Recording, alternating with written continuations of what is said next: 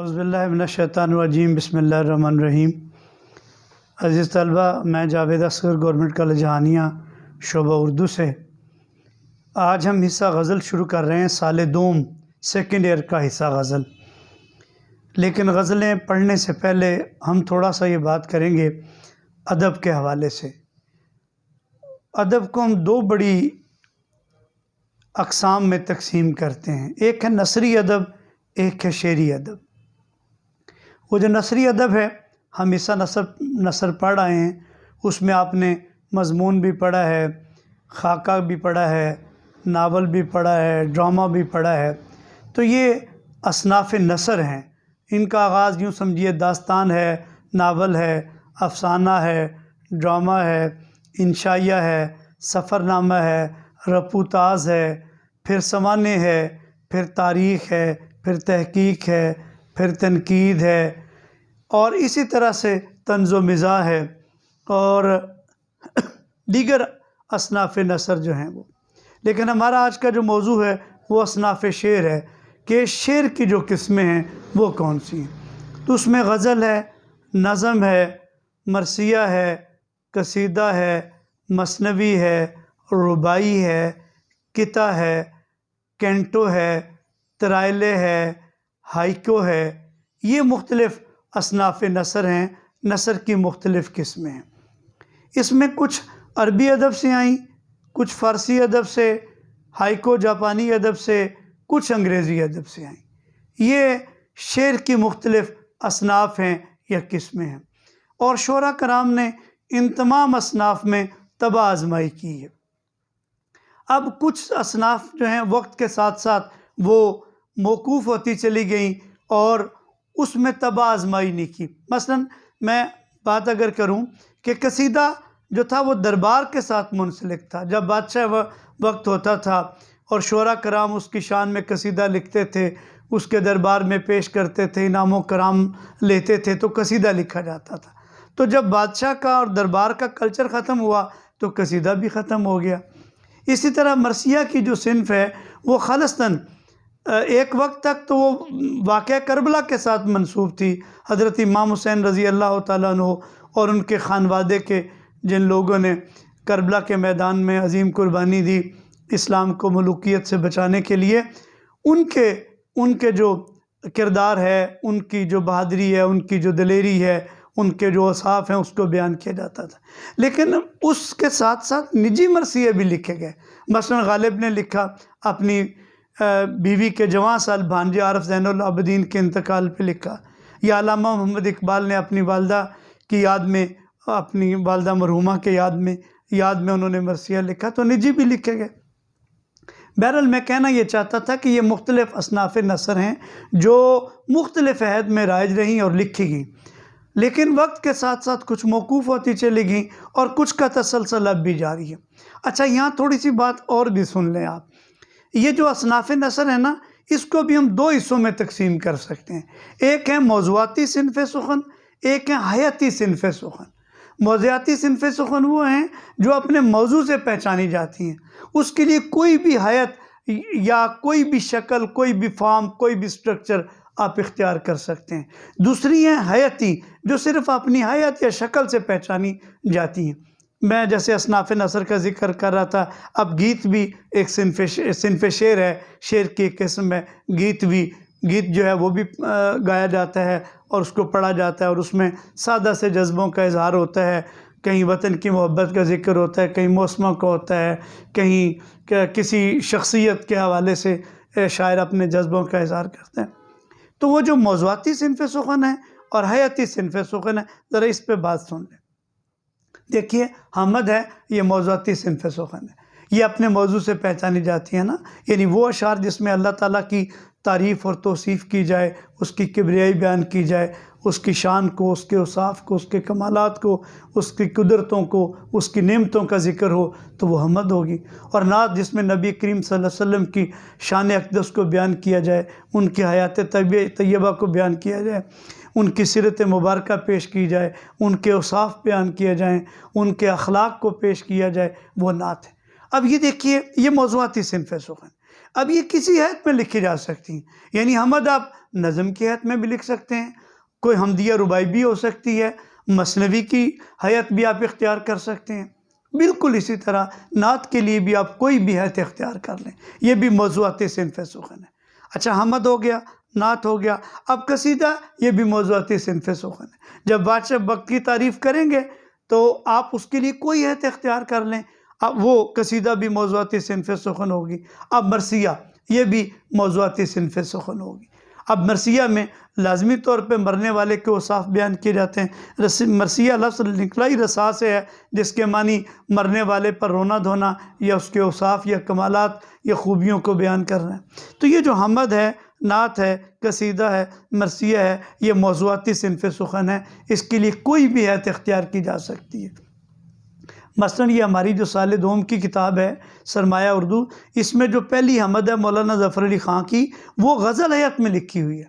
اچھا، آگے جو نعت ہے حفیظ صاحب کی، وہ بھی غزل حیت میں لکھی ہوئی ہے۔ تو اس کے لیے یہ جو موضوعاتی صنف اصناف سخن ہیں، اس کے لیے حیت کی قید نہیں ہے، کوئی بھی حیت اختیار کی جا سکتی ہے جس میں شاعر روانی کے ساتھ ابلاغ کر سکے، اپنی بات کہہ سکے۔ اور جو حیت صنف سخن ہے جن کی خاص شکل ہے، وہ رباعی ہے۔ مثلاً اس کے ہر رباعی کے اندر 4 مصرے ہیں، اور رباعی لکھنا بڑا مشکل کام ہے، کیونکہ اس کی بیر بڑی مشکل ہے، اور ہر کس و نقص شاعر کا کام نہیں ہے کہ رباعی لکھے۔ اچھا، مثنوی ہے، اس کی بھی خاص حیت ہے۔ اس کی خاص حیت کیا ہے؟ اس کے ہر شعر کا ردیف اور قافیہ الگ ہوتا ہے، اور شعراء کرام نے مثنویاں زیادہ لکھی ہیں، اس میں ان کو زیادہ آسانی ہوتی ہے، کیونکہ ردیف اور قافیے کی قید نہیں ہوتی، تو وہ مثنوی کے اندر طویل ترین جو داستانیں ہیں ان کو منظوم انداز میں، نظم کے انداز میں انہوں نے پیش کی ہے۔ اچھا، اسی طرح رباعی ہو گئی، مثنوی رباعی ہو گئی، مثنوی ہو گئی، قطع جو ہے اس میں زیادہ سے زیادہ 2 شعر، کم سے کم 2 شعر، زیادہ سے زیادہ جتنے مرضی ہو جائیں، لیکن اس میں ایک ہی موضوع بیان کیا جاتا ہے قطع کے اندر نا، اس میں ایک ہی خیال پیش کیا جاتا ہے، اس میں ردیف اور قافیے کا التزام کیا جاتا ہے۔ اچھا، آگے ہم چلتے ہیں نظم پہ۔ اب جو نظم ہے اس کی بھی مختلف حیتیں ہیں۔ اب آزاد نظم ہے، نظم معرہ ہے، اب کسی میں ردیف اور قافیے کا التزام ہے، کہیں ردیف اور قافیے کے بغیر بات کی جاتی ہے۔ اب اس کی بھی آگے کئی شکلیں ہیں، اس نظم جو ہے اس کی بھی آگے مزید کئی حیتیں ہیں۔ مثلاً مثلث ہے، رباع ہے، مخمس ہے، مسدس ہے، مسمن ہے، ماشر ہے، یا اسی طرح ترجیب بند ہے، ترکیب بند ہے، یہ اس کی اصناف ہیں مختلف جو نظم کی ہیں۔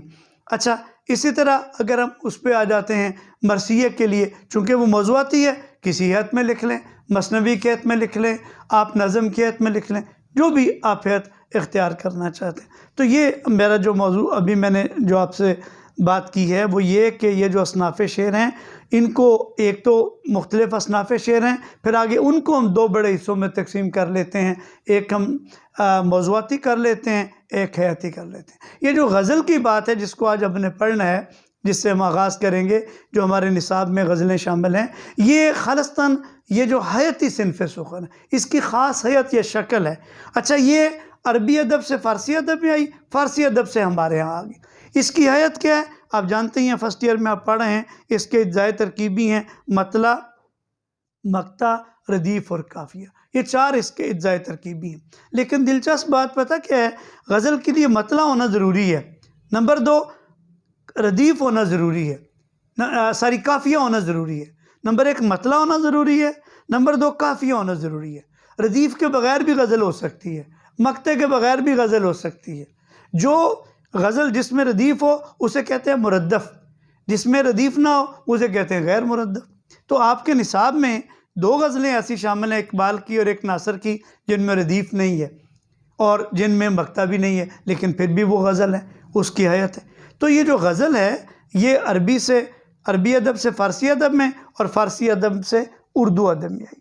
یہ جو غزل ہے یہ اردو کی مقبول ترین صنف سخن ہے، یہ اردو کی سب سے مقبول جو شعری صنف ہے اردو ادب میں، اردو شاعری میں، یہ غزل ہی ہے۔ آج بھی دیکھیے غزل لکھی جا رہی ہے، نظم بھی لکھی جا رہی ہے، کہیں کہیں گیت بھی لکھا جا رہا ہے، مرثیہ بھی لکھا جا رہا ہے، رباعی کم ہوگی، मसनवी नापेद होगी, कसीदा चला गया। हाइको भी कम लोग लिखते हैं, बहुत कम, ये जापानी सिनफ़ सुखन है। इसी तरह तराइले है या कैंटो है, वो तो हमारे यहाँ रवाज नहीं पा सकी। नज़म अलबत्ता लिखी जा रही है, गज़ल लिखी जा रही है, रुबाई लिखी जा रही है, मरसिया लिखा जा रहा है, किता लिखा जा रहा है। ये असनाफ़ हमारे यहाँ आज भी हैं। अब हम ज़रा गज़ल पे बात कर लेते हैं। गज़ल के लुग़वी मानी तो औरतों से बातें करना या औरतों से मुतल्लिक़ बातें करना है। गज़ल के एक और मानी भी हैं जो लुग़त में दर्ज हैं, राइज हैं। वो ये हैं कि हिरन जब सब्ज़ाज़ार में कलेलें भर रहा होता है और बेध्यानी में ज़िंदगी से लुत्फ़ ले रहा होता है, शिकारी उसका पीछा करता है और अचानक उसकी नज़र पड़ती है और शिकारी पहुंच जाता है, तो वो उसको दबोच लेता है। उस वक्त उसके हलक से जो दर्दनाक आवाज़ निकलती है उसे भी गज़ल कहते हैं। अच्छा, अब गज़ल की थोड़ी बातें कुछ और सुने। वो ये कि गज़ल की फ़िक्री खूबियाँ क्या हैं। गज़ल की फ़िक्री खूबियाँ ये होती हैं कि गज़ल का हर शेर अपने तौर पे एक फ़िक्री वादत है। इसका मतलब ये है कि शायर गज़ल के एक शेर में एक मुकम्मल मज़मून, एक मुकम्मल ख़याल, एक मुकम्मल जज्बे, एक मुकम्मल फ़िक्र को वो एक गज़ल के एक शेर में जो है वो बयान करता है। यानी 2 मिसरों में उसने पूरा मज़मून बयान कर देना होता है। इसलिए गज़ल का हर शेर अपने तौर पे एक फ़िक्री इकाई या फ़िक्री वहदत है। अच्छा, गज़ल जो है वो ख़याल की रेज़ाकारी पे मबनी है। रेज़ाकारी का मतलब ये है कि गज़ल जो है वो अगर उसके 5 शेर हैं या 7 शेर हैं तो हर शेर के अंदर एक नया ख़याल होगा, नया जज्बा, नई सोच, नई फ़िक्र होगी। नज़म जो है वो ख़याल की शराज़ा बंदी पे मबनी है। मतलब ये कि पूरी नज़म में हाँ वो कितनी मिसरों पर मोहित हो, उसमें एक ही जज्बा, एक ही ख़याल, एक ही फ़िक्र पेश किया जाता है। तो इसमें ये फ़िक्री वहदत है जो गज़ल है, ये उसकी फ़िक्री खूबी है। नंबर 1 पहली बात तो ये कि फ़िक्री खूबी है। दूसरा ये ख़याल की रेज़ाकारी पर मबनी है। तीसरा ये कि गज़ल का जो बुनियादी मौजू है वो हुस्न इश्क है और हुस्न इश्क के मामलात हैं। लेकिन ऐद हाज़िर की जो गज़ल है वो ज़िंदगी के जितने अलम हैं या आसाइशें हैं या ज़िंदगी के जितने जज्बे हैं या हुस्न इश्क के अलावा सियासी मौज़ूआत को भी ऐद हाज़िर की गज़ल जो है वो बड़ी कामयाबी के साथ पेश कर रही है। अच्छा, जहाँ तक इसकी फ़नी खूबियों का तल्लुक़ है तो उर्दू गज़ल की फ़नी खूबियों में नंबर 1 इख्तिसार, यानी इख्तिसार है मुख्तसर, यानी एक ही शेर में पूरा ख़याल पेश किया जाता है। दूसरा जामियत होती है कि 2 मिसरों में पूरी बात कही जाती है। तीसरा इमायत होती है, कोई बात कह दी जाती है, कोई छुपा ली जाती है, इसीलिए हमें इसकी तशरीह करने की ज़रूरत पड़ती है। चौथा, इसमें मौसीक़ियत होती है, यानी शायर दानिस्ता तौर पे ऐसे अल्फाज का इंतखाब करता है जिससे मौसीक़ियत पैदा होती है, इसलिए गज़लों को गाया जा सकता है। हम नज़मों को बहुत कम गाया जा सकता है लेकिन गज़ल को गाया जा सकता है। अच्छा, फिर उसमें सोज़ो गुदाज़ होता है, यानी जो गज़ल का मजमूई लबो लहजा है वो रंजीदा है, वो सोज़ रखता है, अपने अंदर गुदाज़ रखता है, गम रखता है, अलमनाकी रखता है और रंज की कैफियत रखता है। तरब या निशात या खुशी का उसके यहाँ लबो लहजा गज़ल का नहीं है। और उमूमी मिजाज भी गज़ल का यही है कि उसके अंदर अलमिया है, वो तरबिया नहीं है, उसके अंदर सोज़ो गुदाज़ है, उसके अंदर मौसीक़ियत है, इख्तिसार है, जामियत है, इमायत है। ये उसकी फ़नी खूबियाँ होती हैं और ये खूबियाँ शामिल होती हैं तो गज़ल वजूद में आती है। और गज़ल ज़ाहिर लिखना एक मुश्किल काम है और गज़ल के तकाज़ों को पूरा करना और फिर ऐसी गज़ल लिखना कि जो याद रहे। और अच्छे शेर की खूबी यही होती है कि पहली बार सुनने पे वो याद हो जाए। तो मैं अभी अर्ज़ कर रहा था कि गज़ल का मौजू बुनियादी तौर पे हुस्न इश्क है, लेकिन ऐद हाज़िर की गज़ल जो है वो तमाम मौज़ूआत को बयान कर रही है। हम जिस शायर को कल पढ़ेंगे वो ख्वाजा मीर दर्द हैं। उनकी पहली गज़ल हमारे निसाब में, ये जो स्मार्ट निसाब आया ना, उसमें पहली गज़ल है। इंशाअल्लाह कल हम इस पर बात करेंगे कि ख्वाजा मीर दर्द कौन थे, उनकी गज़ल का जो मजमूई लबो लहजा है वो क्या है, उनकी गज़ल का मौजू क्या है, इस पे इंशाअल्लाह हम कल बात करेंगे। आपका बहुत शुक्रिया।